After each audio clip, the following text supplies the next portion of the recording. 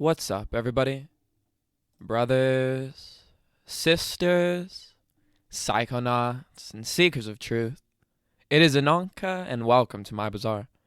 Today, I have a DOM trip report for you. The title of this trip report is Set the Controls for the Heart of the Man, and was submitted to Erowid in 2000 by the user 77K. With all that being said, let our story begin.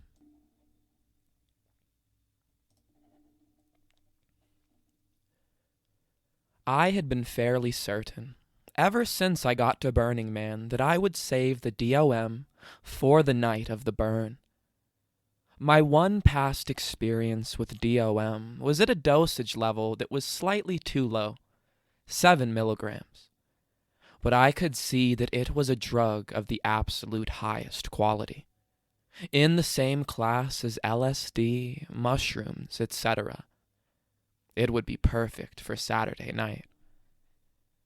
I have to begin by giving a summary of the other drugs I did at Burning Man, because any professional drug user at Burning Man needs to put serious thought into day-to-day cross-tolerance.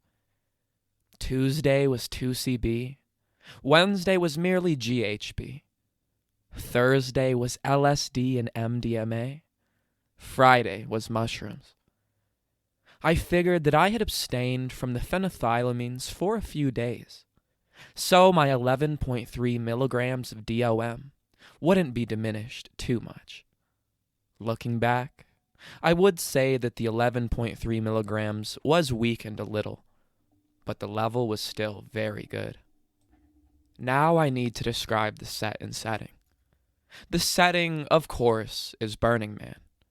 Within 18 hours of arriving on the desert, I had completely and transparently suspended all disbelief at what I was experiencing.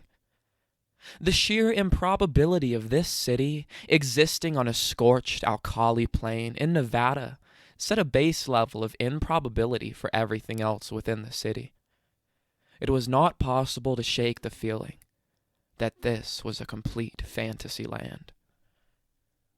I had a couple artworks that I had brought with me. I had a hard time getting them set up and working properly. It took several days. And I was disappointed that other people there seemed to have ones that were similar and possibly superior to mine. I was upset that sometimes my art didn't work quite right, and I couldn't figure out why it didn't work. I was a little moody for my first couple of days there. Gradually, with the aid of other psychedelics, I started to tap into the collective unconscious of Black Rock City. Once my art was up and semi-working, people started to talk to me about it. They told me why they liked it and asked me how I did it. And their complete, genuine interest in me and my vision began to lift my spirits. I began to understand how Burning Man is not a place to show off your skills. It's a place to express yourself and see how 28,000 other people choose to express themselves. By looking at the limitless types of art around you, you can truly see the infinite expanse of human creativity. It is both humbling and inspiring in a way so fundamental that it is almost impossible to ignore. Now that Saturday had rolled around, I had completed my transition from a spectator to a participant. Instead of looking at the city and its citizens as something new to explore with caution, I understood how it was my city, and how my presence there was as important to the greater whole as anyone else's. I felt the freedom to walk down any street and talk to anyone I met. They were my neighbors and friends. I finally felt like I was in the right mindset to experience the burn. I also felt like I was in the right mindset to let the ritual permeate my soul while I was tripping my ass off, something I was not entirely sure of until today. At 4:30 p.m., I ate 11.3 milligrams of DOM on a fairly empty stomach. Several friends also took DOM.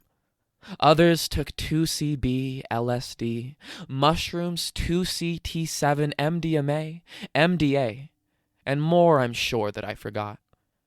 Virtually every one of my companions had taken some kind of psychedelic. The hours ticked by toward sunset. I had my first alert within half an hour, and by about 1 hour I was unquestionably tripping. The intensity increased extremely smoothly across the next 2 hours and near sunset.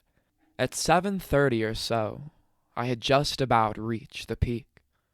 Fluid colors rippled across surfaces.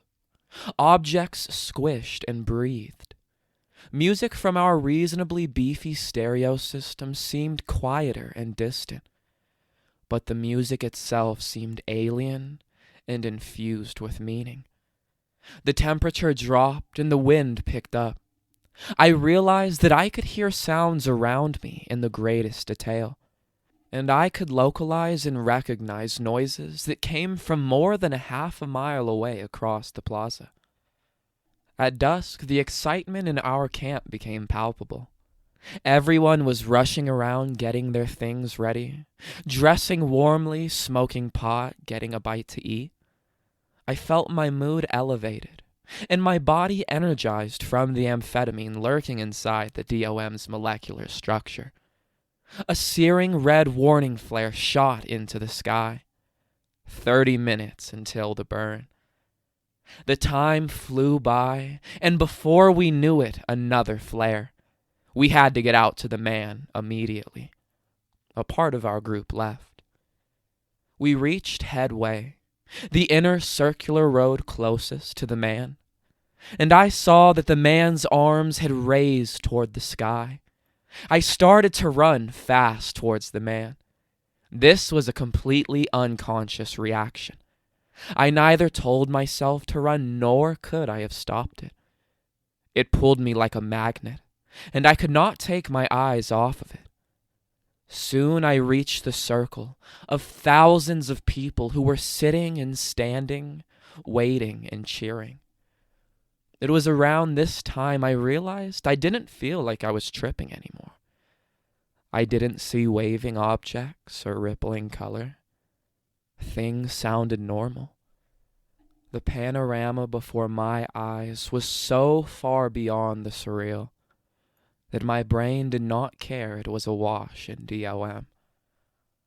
Almost immediately the pyrotechnics began. 100 fire dancers circled in the space between the celebrants and the man, making a blurry, dizzying array of flaming yellow trails. Drums thundered from all sides. The crowd was illuminated with the cool chemical radiance of thousands of glow sticks. The man ignited. Fireworks exploded out of him, and I could feel my retinas become saturated with the spectral purity of burning metal. Then a pressurized, kerosene-powered flamethrower fired off a tongue of flame. Its throttle opened all the way, and a 100-foot column of hell dwarfed the man and illuminated the playa like day. An evil black mushroom cloud drifted up, illuminated by the flamethrower's next blast. For a moment, I thought deeply about Burning Man's relationship with nature. We humans, 28,000 of us, drag our expensive toys out here into the second largest life-free flat space in the United States. The speed of sound was broken by a rocket car here on the Black Rock Desert. Burning Man does not pretend to be an event that is harmless to the environment, while we strictly adhere to the leave no trace rule, that we must leave the playa in exactly the condition we found it. We run generators, drive cars, and set things on fire. We pollute the atmosphere, and although we take our trash with us, we generate just as much as when we're at home in our comfortable houses. We bask in the glory of the human species, quietly downplaying the mess we made to get to this point, and stare in slack-jawed awe at the lights of the 7-square-mile city we build from nothing. Yet the Milky Way still glitters above us, putting to shame the piddling multi-watt lasers we shoot at it, and turning away from the city one can only see an endless expanse of night. The desert is so long that the earth curves down and away by the other side. We fire off our flamethrower, and although we can feel its heat on our faces, and we vicariously experience the thrill of the man holding its throttle, to the timeless mountains around us, it is just another Bic lighter of the human race. The man falls down, helped by people pulling with all their might on the cables holding him up. When he falls, the crowd rises to their feet and rushes inward, 5 feet from the foot of the fire. I am crushed by the people around me, and am swept along as the mass of people rotates around the pyre. I am right at the front of this core of bodies. Sweat pours off my face as 15-foot-high flames irradiate us with millions of watts of power. People chant and yell. Many have brought something symbolic to throw onto the fire. I realize that I have brought nothing. After a moment of thinking, I conclude that there really isn't anything I would want to burn. There is nothing in my life that I can symbolize with an object that I feel I need to cleanse myself of. This is strangely satisfying. Paramedics rush past me, carrying someone who got too close to the flames. I see someone with a gigantic professional video camera, spotlight blazing, and I resist the temptation to push him to the ground. Eventually I leave the spinning circle and drift off into the crowds further out from what used to be the man. People dressed in suits made of blinking electroluminescent wire are all around me. As they jitter and slide across the playa, I suddenly am reminded that I am tripping. I can't put my finger on how far in front of me people are, or which direction they're headed. There's just a swirl of dazzling points of light all around me. Soon after that, I realize that I do not know exactly where I am. I can see the Church of Mez's tower in the distance, but I still don't know how far away from it I am. In fact, I no longer feel exactly like myself. I'm traipsing around with a confidence that I have rarely known. I feel free to approach works of art and let them communicate with me. A throbbing, propane-powered organ mounted on a silver car speaks a chaotic language of thumps, wheezes, and hisses. I rub shoulders with people I have never met and will never meet again. I take a swig of some unknown alcoholic beverage from some guy who offered some to me. This is more than just a mood alteration. A portion of my ego has slipped away and I didn't even notice. It's not just the DOM's doing. It is the mind-bending improbability of Burning Man that has chipped away at anything I could use as a frame of reference. I hear a hissing, cracking, buzzing noise in the distance. Even though I can't see where it's coming from, my DOM-ized ears are instantly recognize the sound of electrons being ripped from their subshells. Dr. Megavolt is here. I run toward his truck with 2 Tesla coils on top as it fires off again, shooting 12-foot streamers of energy through the atmosphere. I feel a wave of pure euphoria wash over me. The spotlights illuminating the coils are unreal, and the discharges themselves cast dancing, vibrating shadows for hundreds of feet around. Dr. Megavolt himself gets up on top of the truck in his protective metal suit, and lightning bolts strike his head. I yell madly in praise of this human who built a giant machine that flexes, stretches, whacks, and smashes the electromagnetic field. Dr. Megavolt is absolutely the icing on the Burning Man cake. The absurdity of a man who calls himself Dr. Megavolt standing next to an standing next to an absolutely lethal piece of electrical equipment on top of his tractor trailer to the cheers of hundreds of tripping people in the desert is just totally ridiculous. I wandered towards the Black Light District to give the DOM visuals a fighting chance. I approached the glowing, bright outer sculptures and stared at them. Patterns appeared on their surfaces and they stretched a little. As I walked past them, my eyes readjusted to the darkness, and the whole of the Black Light District faded into view in an almost comically stereotypical tripped-out way. The deep violet of the black lights was nearly bottomless, and the fluorescent things around me almost too bright to bear. The entire scene, in fact, seemed tilted a little to the left, and the district didn't have the same proportions I'd remembered from before. Beautiful music flowed from an iridescent stage. There was a crowd of ghostly-looking people watching the stage, and when I stared at their faces, I could sense their thoughts. I watched the way their eyes moved and the lights that glittered off their corneas. I felt them drinking deeply on the scene before them. I sensed the common consciousness among us and the contours of this shared hallucination.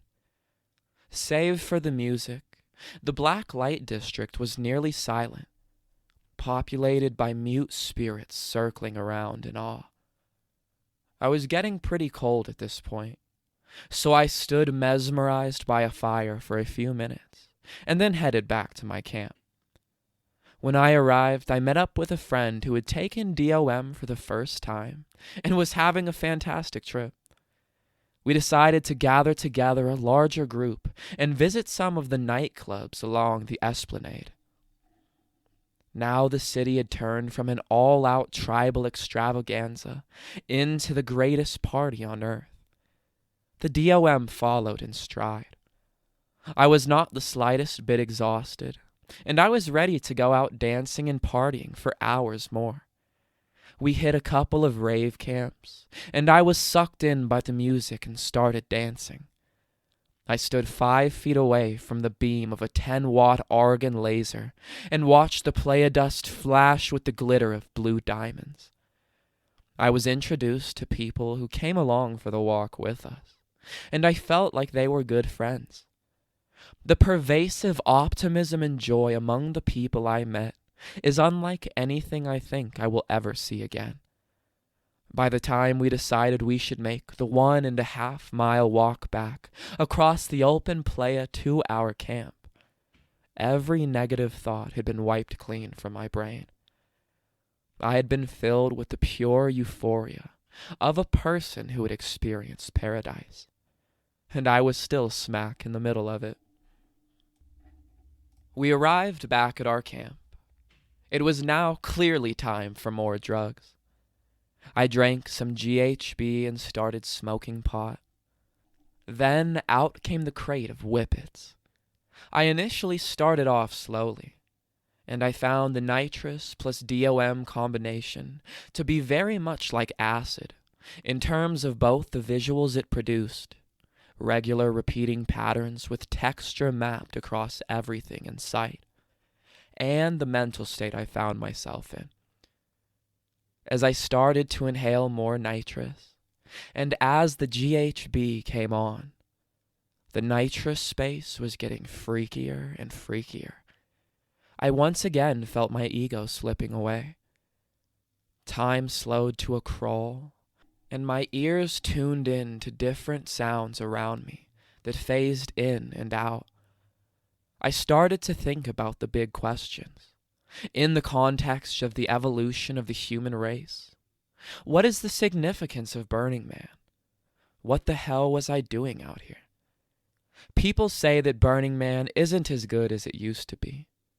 Does this mean that, because I think Burning Man is so great, my standards are lower than other people's? And shit, What do I want to do with the rest of my life? The answer to these questions was, I need to do more nitrous. This was not a time to be conservative with my drug use. After plowing through 30 or 40 whippets, I had taken a roller coaster ride through dozens of emotions. I had felt both what thrilled me about my life and what bummed me out. Things that bothered me were presented to me in a way that suggested I could resolve them and that I would find the right solutions. Questions that I had felt unanswerable. A few whippets later, I was laughing hysterically at the hopelessness of trying to understand the meaning of life. I smoked another joint. The sun began to rise. Thoroughly baked, I walked around a little more and checked out who was still awake. The DOM visuals were mostly gone, but there was still some stimulation and thought alteration. I gave the DOM a bit more time to wear off, and then tried to go to sleep, which I did at about 7:30, T plus 15 hours, without much trouble. The next day, I woke up after well under 8 hours of sleep, and spent the entire day doing physical labor tearing down our camp. I felt great. Saturday night at Burning Man was, on a Shulgin scale, a +4 experience. But the DOM on its own was only a +3. Burning Man itself is a drug that is fully on par with any psychedelic I have taken. And the unique synergy between Saturday night and the DOM was what pushed my trip over the edge into a life-changing experience. Often, people take drugs and then re-experience things that they are familiar with. They listen to the music they know, or they have deep conversations with people they know, or they put themselves in environments with things they are familiar with, like raves. But everything at Burning Man was something I was experiencing for the first time. What the DOM did for me during the burn was not just to let me see the event in an atypical way. What it did was let me see it as if I were really someone else. My memories of that night are ones whose context is not exactly in line with the context of my own ego. When I think back to it, I remember it more as a story or as a fantasy than as something I actually experienced. It was something somebody else experienced, but I have their memories. And the fact that they are not mine means they'll never be lost in the mass of my many memories. They will always stand out as something extraordinary, in the most literal sense of the word. DOM, as a drug independent of Burning Man, is almost without flaw.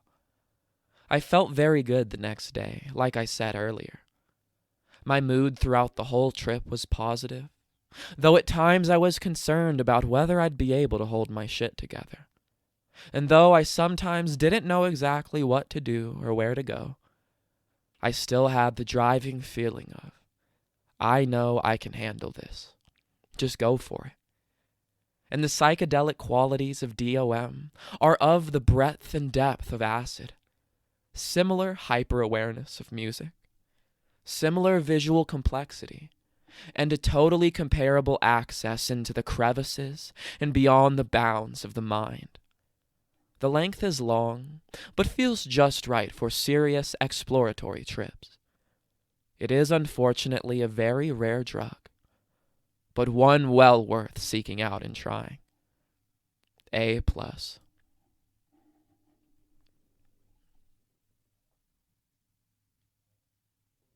All right, everybody.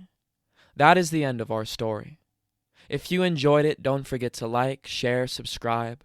Share with us your DOM and or Burning Man experiences down in the comments below. Check out the other videos and playlists on my channel, and I will see you in the next one, fam. Deuces.